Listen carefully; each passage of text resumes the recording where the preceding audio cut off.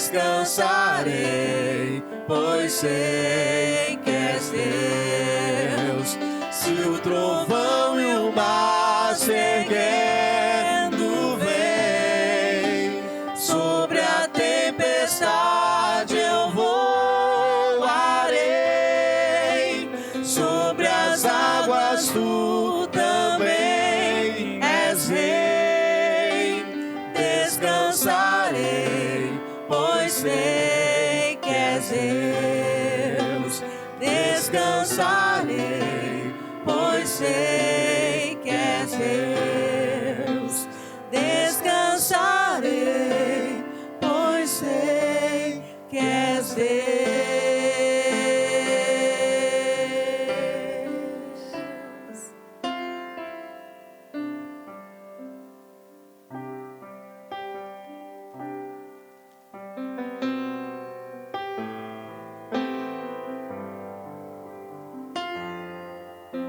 Aleluia.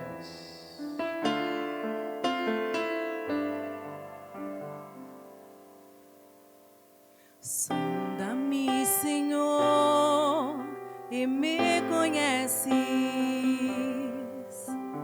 Quebranta o meu coração. Transforma-me conforme a tua palavra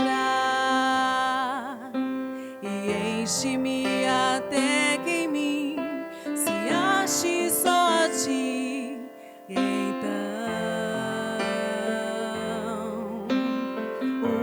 usa-me, Senhor.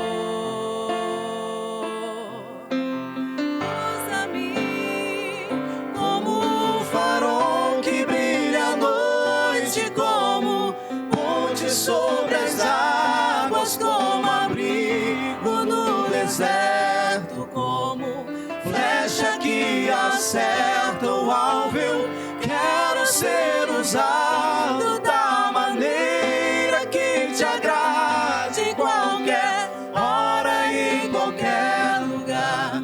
Eis aqui a minha vida, usa-me, Senhor, usa-me. Sonda-me, Senhor, e me conheces. Quebranta o meu coração. Transforma-me conforme a tua palavra e enche-me até que em mim se ache só a ti. Então, usa-me, Senhor. Usa-me Como um farol que brilha à noite, como ponte sobre as águas, como abrigo no deserto, como flecha que acerta o alvo. Eu quero ser usado da maneira que te agrade, em qualquer hora e em qualquer lugar.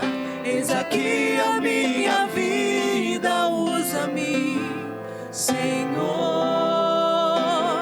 usa-me. Sonda-me, quebranta-me, transforma-me, enche-me e usa-me. Sonda-me, quebranta-me, transforma-me, enche-me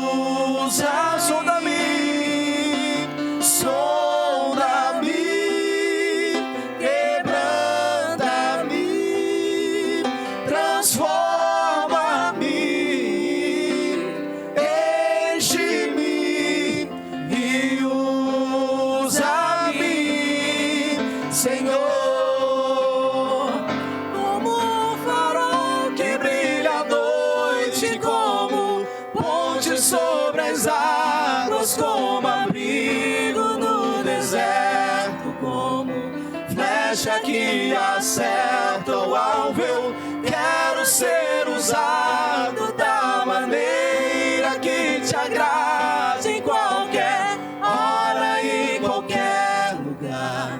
Eis aqui a minha vida, usa-me, Senhor, usa-me.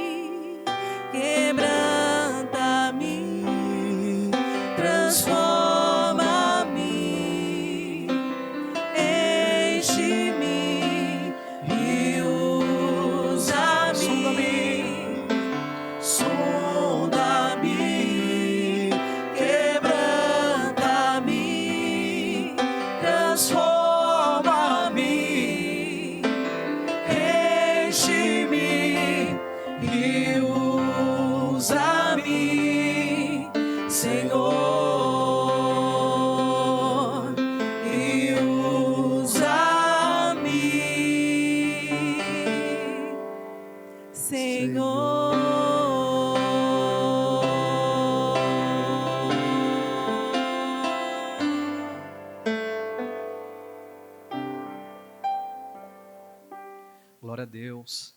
Nós agradecemos essa oportunidade que o Espírito Santo de Deus possa ter tocado no seu coração, aí no seu íntimo, e que você sinta a presença do Senhor e que o Senhor te abençoe com essa palavra que vai ser ministrada. Amém? Glória a Deus. Glória a Deus. Amém? Desejo que esse momento de louvor, de adoração, tenha sido de grande benefício, de grande bênção para a tua vida. Que o Espírito de Deus já esteja trabalhando aí no teu coração, através desses hinos entoados. E eu tenho certeza que Deus, Ele tem uma palavra especial para a tua vida, para a tua família. Por isso quero convidar, chamar o máximo da tua atenção para aquilo que Deus tem para o seu coração nessa noite. Eu quero nessa noite falar acerca de um tema, eu quero falar acerca do seguinte tema, a fé mirrada. Parece uma coisa meio estranha, né? Pastor, fé mirrada, de onde o senhor tirou isso? De onde o senhor vai tirar isso? Mas eu quero falar sobre esse tema. Eu quero fazer a leitura de um texto que está lá no Evangelho de Mateus, capítulo de número 12, dos versículos 9 até o versículo de número 14. Amém? Evangelho de Mateus, capítulo 12, do versículo 9 até o 14. Diz assim a palavra de Deus. Tendo Jesus partido dali, entrou na sinagoga deles. Achava-se ali um homem que tinha uma das mãos mirradas ou ressequida, em algumas versões. E eles então, com o intuito de acusá-lo, perguntaram a Jesus: é lícito curar no sábado? Ao que lhes respondeu: qual dentre vós será o homem que, tendo uma ovelha, e num sábado esta cair numa cova, não fará todo o esforço tirando-a dali? Ora, quanto mais vale um homem que uma ovelha? Logo, é lícito no sábado fazer o bem. Então disse ao homem: estende a mão. Estendeu-a, e ela ficou sã como a outra. Retirando-se, porém, os fariseus, conspiravam contra ele, sobre como lhes tirariam a vida. Amém?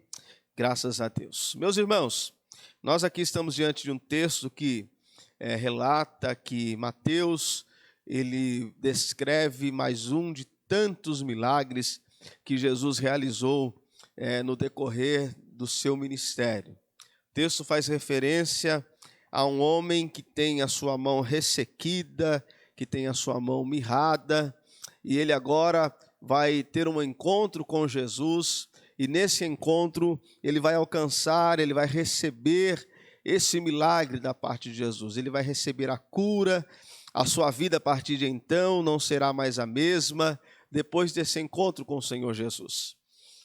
A mão é a parte do corpo com a qual nós nos apropriamos, nós pegamos a coisa. É um membro de uma importância muito grande, de uma relevância muito grande.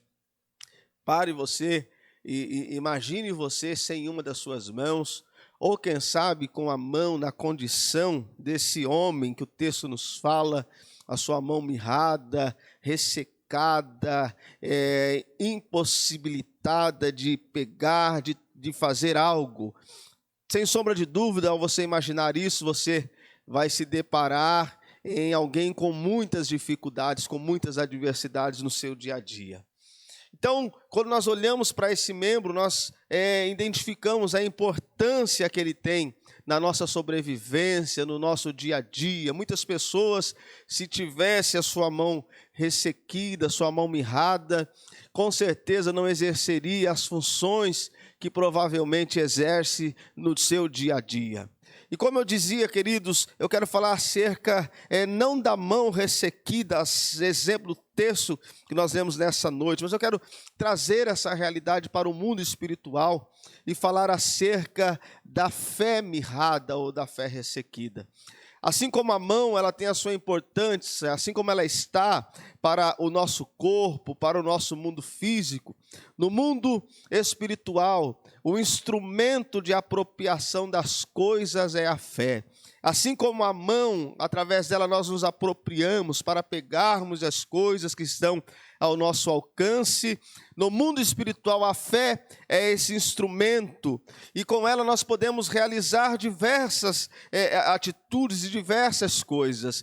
Nós podemos, através da fé, receber a salvação. Paulo, ele vai dizer lá na sua carta aos Efésios, no capítulo 2, e versículos de número 8 e 9, ele vai afirmar: pela graça sois salvos mediante a fé. E isso não vem de vós, mas é um dom de Deus. Então, através da fé, em Cristo Jesus, na pessoa bendita de Jesus, através da fé, do sacrifício de Jesus, eu posso ter a compreensão que na sua graça eu posso receber a salvação. O próprio apóstolo Paulo, lá no capítulo 4, versículos de número 18 a 21 do livro de Romanos, Paulo ele vai dizer o seguinte, ele vai falar, nos trazer algumas exemplificações acerca da fé. E Paulo, nesse capítulo, ele vai falar acerca do seguinte, de como, aleluias, Romanos capítulo 4, versículos 18 a 21, Paulo ele vai falar o seguinte: porque, versículo 18, para mim tenho por certo que os sofrimentos do tempo presente não podem ser comparados com a glória futura, ou melhor, eu li o capítulo errado, capítulo 4, perdão, queridos, capítulo 4, versículo 18, Paulo ele vai dizer o seguinte, ele vai trazer uma palavra falando acerca da fé na vida de Abraão, que Abraão, esperando contra a esperança, ele creu para vir ser pai de muitas nações, segundo o próprio Deus lhe havia dito. Abraão ele já está próximo aos seus 100 anos, mas através da fé, ele toma posse, ele crê na promessa que Deus lhe havia feito, que dele descenderia uma grande nação. Então a fé, ela faz com que Abraão, ele não olhe para o seu natural, ele não olhe para as impossibilidades da vida, mas ele toma posse daquilo que Deus lhe havia prometido. E com a idade de 100 anos, Abraão, ele se torna pai de Isaque.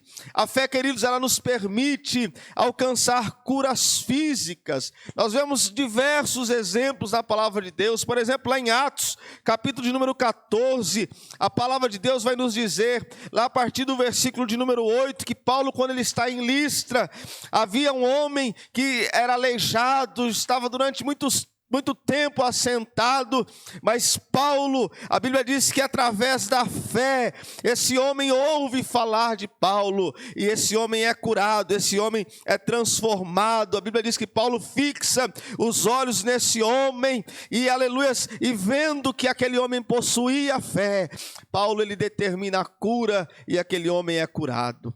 A fé, queridos, ela nos faz executar efeitos poderosos. Lá no capítulo 11 de Hebreus, mais conhecido como a galeria dos heróis da fé, nós vamos ver o escritor citando o exemplo de diversos personagens bíblicos, homens e mulheres, que através da fé eles alcançaram o inalcançável, que através da fé aquilo que era impossível tornou-se possível. Esse capítulo ele já inicia dizendo o seguinte, lá no capítulo 11, versículo 1 de Hebreus: ora, a fé é o firme fundamento das coisas que se esperam e a prova daquilo que não se vê.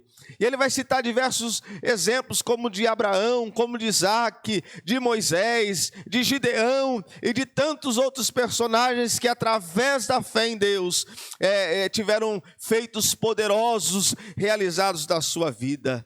A fé, ela nos faz viver com alegria e com vitória. Então essa é a importância, assim como a mão está para nós nos apropriarmos, para nós pegarmos as coisas que estão ao nosso alcance, a fé no mundo espiritual é o meio pelo qual nós nos apropriamos daquilo que está ao nosso alcance e daquilo que é inalcançável na nossa vida. A mão ressequida e a fé ressequida, a mão mirrada e a fé mirrada. O texto nos diz que o homem ele tinha a sua mão mirrada, ou seja, sem força para segurar, que não abria para receber.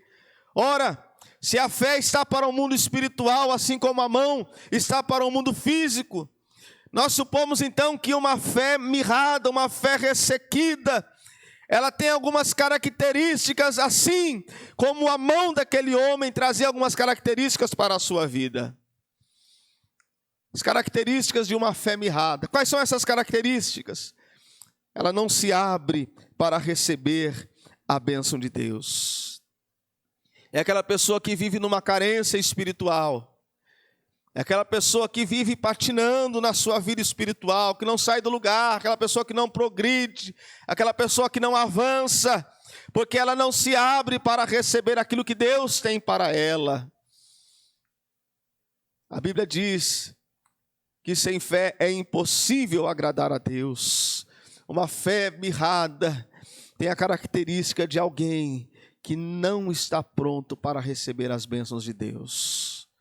Alguém que não se apropria, alguém, aleluia, que não busca, alguém que não confia de que Deus, Ele pode realizar, Ele pode concretizar o impossível, o inalcançável, o inatingível na nossa vida.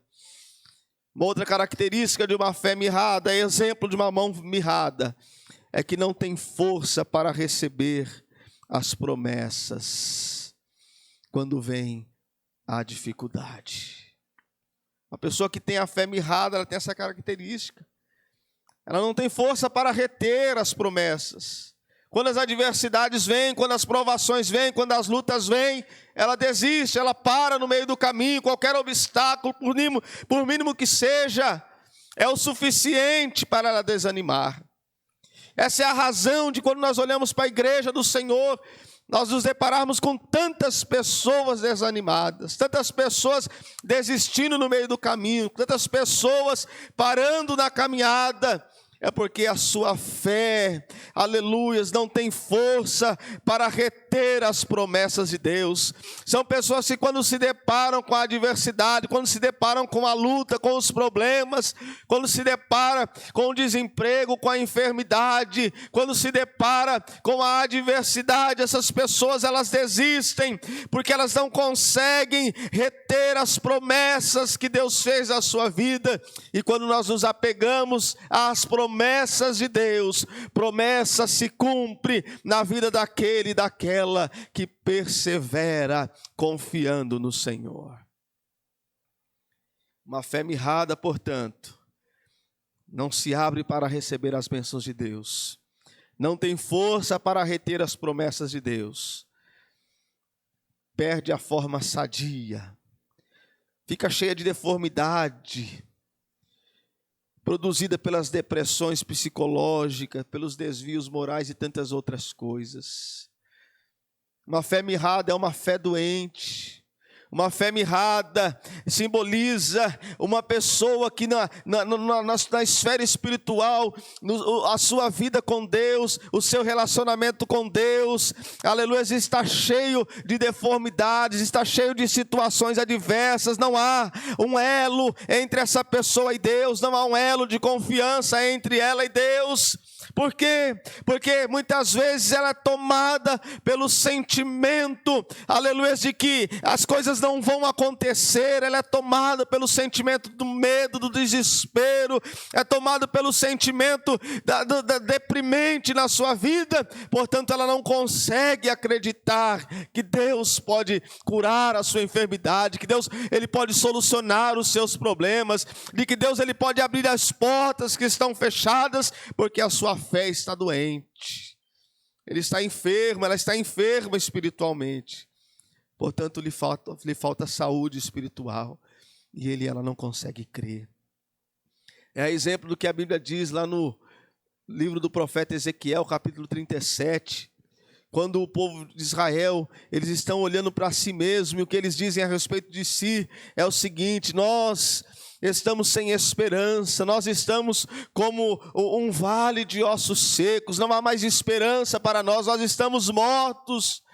E Deus, ele traz uma palavra ao profeta, uma palavra de restauração para aquele povo, enquanto o povo está dizendo de que para eles não tem mais esperança, que eles estão mortos como um vale de ossos secos. Ainda assim, diante dessa incredulidade, diante dessa desconfiança, diante dessa falta de fé, essa doença espiritual que o povo está atravessando, Deus, ele traz uma palavra através do profeta dizendo: eu abrirei as vossas sepulturas e vos farei sair delas, diz o Senhor. Ah, você que me ouve, talvez seja essa a sua condição. Você diga: pastor, de fato Deus está falando comigo, porque eu estou doente espiritualmente, eu não consigo mais acreditar, eu não consigo mais sonhar, eu não consigo mais ter planos para a minha vida. Quando eu olho adiante, quando eu olho para o futuro, eu não vejo perspectivas de melhoras,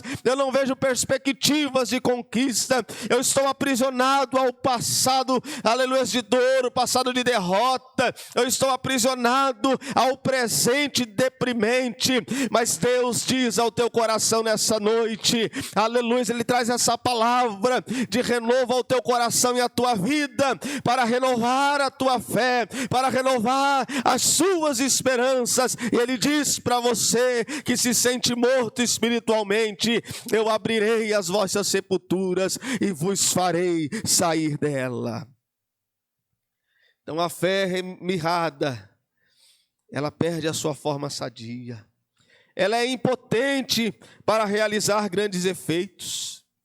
Não crê que o incrível pode se tornar crível, que o invisível pode se tornar visível. Como eu já dissera aqui, a Bíblia diz que, assim como a Bíblia diz que sem fé é impossível agradar a Deus, a mesma Bíblia vai dizer de que tudo é possível ao que crê. Então uma pessoa que está vivendo esse momento, que está vivendo essa realidade de uma fé mirrada, ele é impotente para realizar grandes efeitos. Às vezes, queridos, do processo da nossa vida cristã, nós vivemos essa realidade, nós vivemos as realidades de altos e baixos da nossa vida.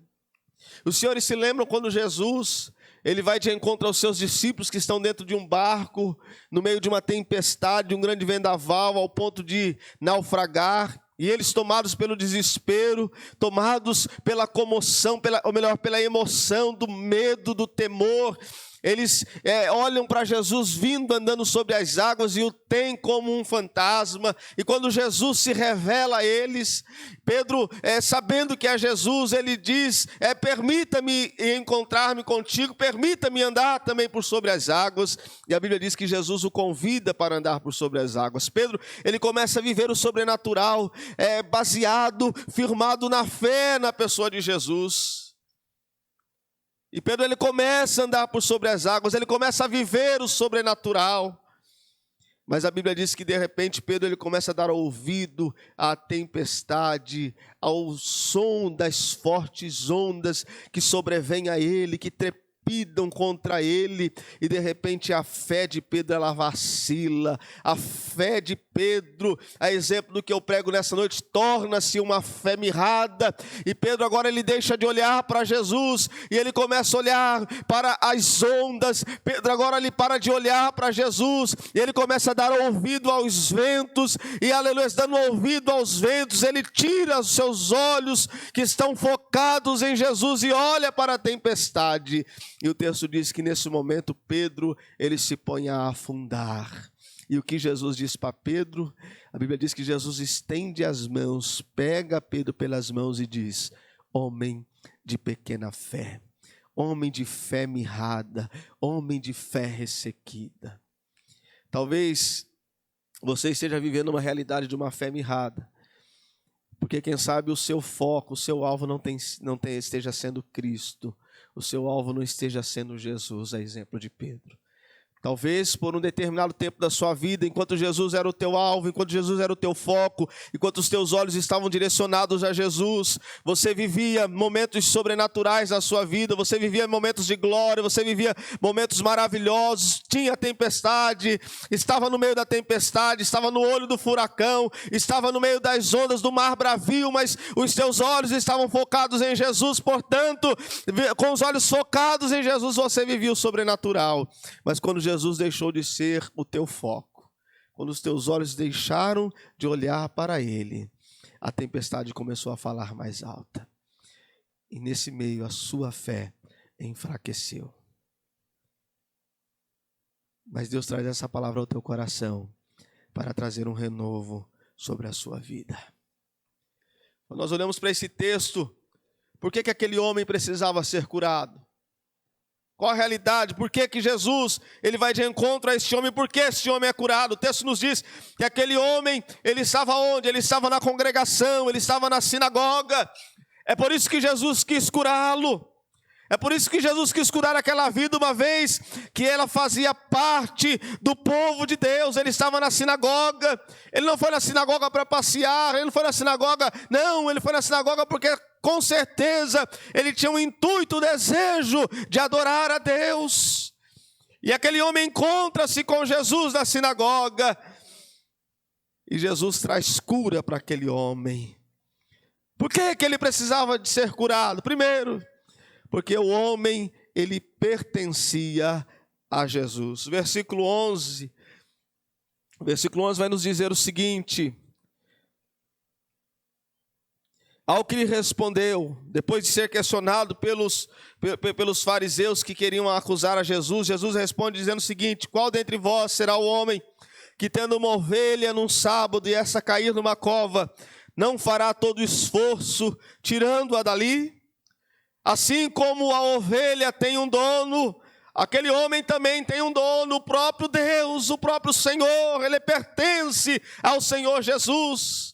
Essa é a razão, por pertencer ao Senhor, por pertencer ao reino de Deus, ele tem alegria, embora com um problema da sua mão mirrada, ele tem alegria, ele tem o prazer de estar na sinagoga, e na sinagoga, na casa de Deus, ele é curado e ele é restaurado.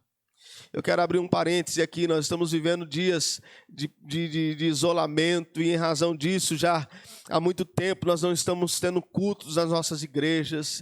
Eu quero dizer para você que você precisa ter a preocupação para não cair nesse comodismo. Estar na casa de Deus precisa ser uma razão de alegria, um motivo de alegria, de regozijo. O salmista, no Salmo 122, ele vai dizer: alegrei-me quando me disseram, vamos à casa do Senhor. Nós vivemos em dias muito perigosos, onde as pessoas acham que em casa, em qualquer lugar, num ajuntamento de amigos, em qualquer lugar é o suficiente para se adorar a Deus, para se servir a Deus. Não, meus amados irmãos, você nesses dias precisa estar incomodado. Nesses dias você precisa estar, incomodado com essa condição de não poder estar na casa do Senhor. O texto nos diz que este homem, ele está na sinagoga, sinagoga, e lá na sinagoga pertencente a Jesus, ele recebe um milagre do Senhor Jesus. Porque aquele homem precisava ser curado, porque ele pertence a Jesus. Ele precisa ser curado também porque ele tem um grande valor. Olha o que diz o versículo 12. Versículo 12 disse: ora, depois de Jesus falar acerca de alguém que, se a sua ovelha cair num sábado, essa pessoa vai fazer todo o esforço para tirá-la dali. Ele vai dizer no versículo 12: quanto mais vale um homem do que uma ovelha. Esse homem precisava ser curado porque ele tinha um grande valor. O valor inerente do fato dele ser um homem, o valor da sua redenção, o valor da sua imortalidade. Jesus olha para aquele homem, ele está dizendo o seguinte: este homem tem muito mais valor do que uma ovelha, este homem tem muito mais valor do que a vossa crença, do que os vossos dogmas, do que as vossas religiosidades. Ele tem muito mais valor do que isso. Entenda isso, você que me ouve, você tem um grande valor para Deus. Você é tão valoroso para Deus que Ele deu o seu único filho em seu e em meu favor. Aquele homem precisava de ser curado, primeiro porque ele pertencia a Jesus, depois porque ele tinha um grande valor, e terceiro, porque uma fé mirrada, ela nos coloca numa cova. Olha o que o versículo 11, voltando ao versículo 11, Jesus diz: qual dentre vós será o homem que, tendo uma ovelha, e num sábado esta cair numa cova? Aquele homem, por ter a sua mão mirrada, ele estava limitado, ele estava impedido de agir, ele estava deprimido, era como se ele estivesse numa cova. E ter uma fé mirrada, queridos, nós vivemos essa realidade da limitação, do impedimento na ação, do deprimento na nossa vida.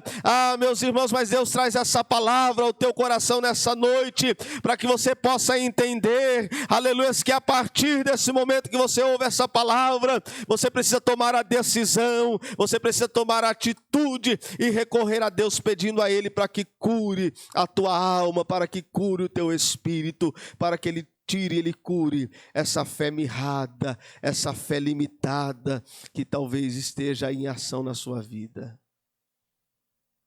Porque uma fé mirrada, ela nos coloca numa cova. Sai dessa cova que talvez você se encontre, essa cova que talvez você se jogou, ou que talvez você foi colocado, você foi jogado. Saia dessa cova, certo de que Deus, Ele tem o melhor para a tua vida.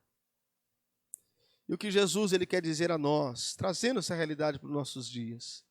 O versículo 13 diz que Jesus ele olha, se direciona àquele homem, ele deixa de dar atenção agora aos fariseus que o estavam questionando, e Jesus que o estavam acusando, e Jesus agora olha para aquele homem no versículo 13 e diz o seguinte: estende a tua mão. Jesus olha para aquele homem e diz: me estende a tua mão. O que isso quer dizer? Ele está olhando para um homem que tem a sua mão mirrada, a sua mão ressecada, e está dizendo: estende-me a tua mão. O que isso quer dizer para esse contexto que nós estamos ministrando de uma fé mirrada? Deus ele diz a mim e a você: abra o teu coração para as bênçãos de Deus sobre a tua vida. Creia que Deus, Ele quer e Ele pode. E se você crer, Ele vai fazer algo por você, pela tua família e pela tua casa.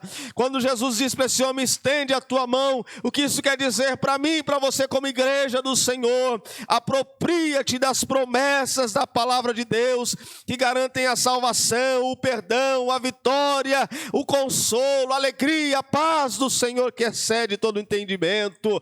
Estende a tua mão, é Jesus dizendo para mim e para você: dispõe-te a exercitar a tua fé. A fé é um exercício diário que garante, que deve ser alimentado com a palavra de Deus, com a oração, com uma vida de fidelidade a Deus. Estende a tua mão, abra o teu coração, apropria-te das promessas de Deus, dispõe-te a exercitar a sua fé.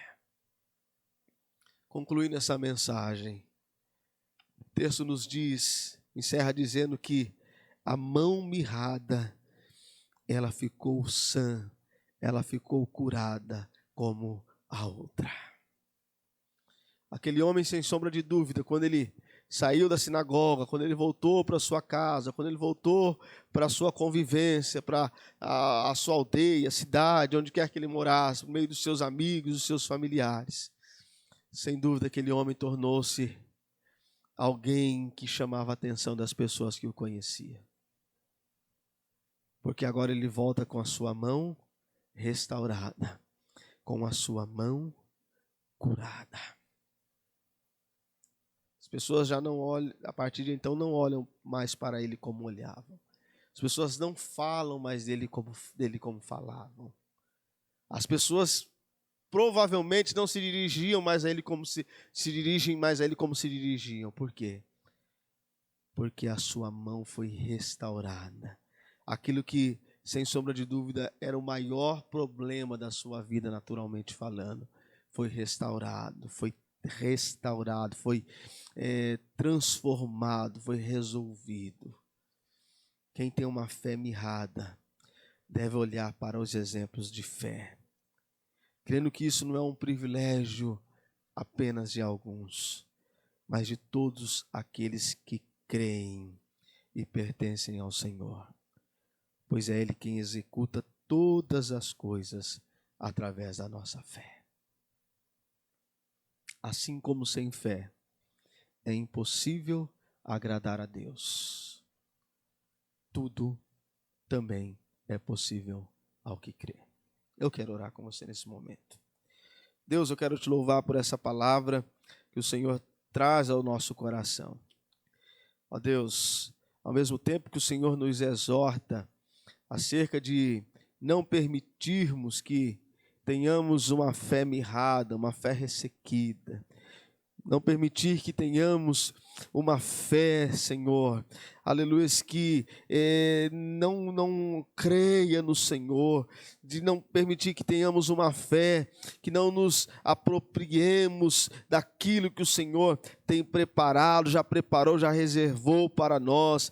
Uma fé, Senhor, que não nos permite apropriarmos das garantias de salvação, de perdão, de vitórias, de conquistas que o Senhor, aleluia, já conquistou, já realizou em nossas vidas, de alcançarmos as curas, de executarmos efeitos poderosos, de vivermos com alegria e de vitória, assim como o Senhor nos exorta, ó Deus, a não cairmos no comodismo, a não deixarmos de olhar para o Senhor, que é o autor, consumador da nossa fé, assim como o Senhor nos exorta a não termos uma fé vacilante, uma fé vulnerável. Eu te glorifico porque o Senhor, aleluia, também, aleluia, vem traz-nos uma palavra de ânimo, de que o Senhor está disposto a restaurar a nossa fé, e para isso basta nós abrirmos o nosso coração, nos apropriarmos das tuas promessas e nos dispormos a exercitarmos a nossa fé.